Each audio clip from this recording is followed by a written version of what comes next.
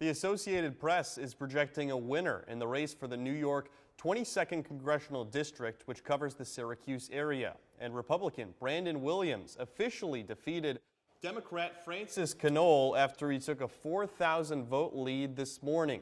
Williams will succeed Republican Representative John Katko in Washington, who's retiring after 7 years in office. Williams is viewed as the more conservative than his predecessor. He opposes abortion rights but promised to vote against a national ban. Williams' victory puts the GOP just one win away from taking the majority in the House. This comes as 13 House races around the country remain undecided, most of which are in California.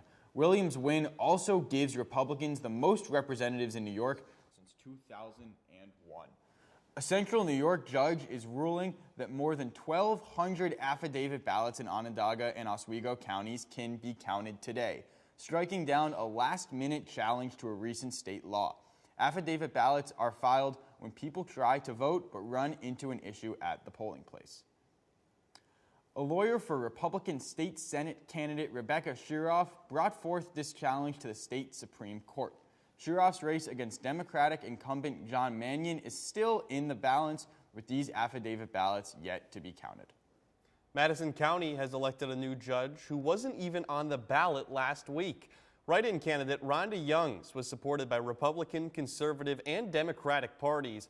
Republican Bradley Moses was the only other candidate in this election, but he lost support when the police needed to revive him with Narcan over the summer and found fentanyl in his system. A federal appeals court is blocking President Biden's student loan forgiveness program, crushing the hopes of millions of Americans who applied. There is a chance the program could be revived if the White House can appeal the decision to the Supreme Court, but as of right now, it's unclear if the Biden administration will ever be able to cancel any federal student loan debt.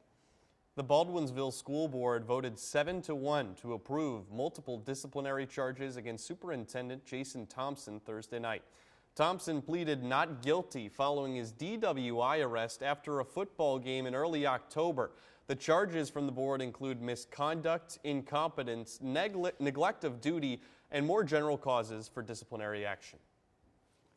A state Supreme Court justice is stopping the Department of Transportation from starting construction on the I-81 project in Syracuse. Mayor Ben Walsh called the ruling another unnecessary delay that risks a setback to local jobs and opportunities. AAA is predicting that Thanksgiving travel will come close to pre-pandemic levels. Next week is expected to be the third busiest Thanksgiving travel season this millennium.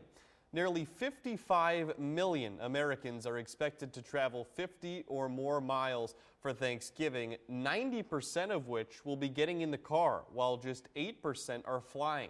AAA is recommending that travelers reserve airport parking spots in advance, anticipate long TSA lines, and to avoid checking bags to allow for more flexibility if flights are delayed or canceled.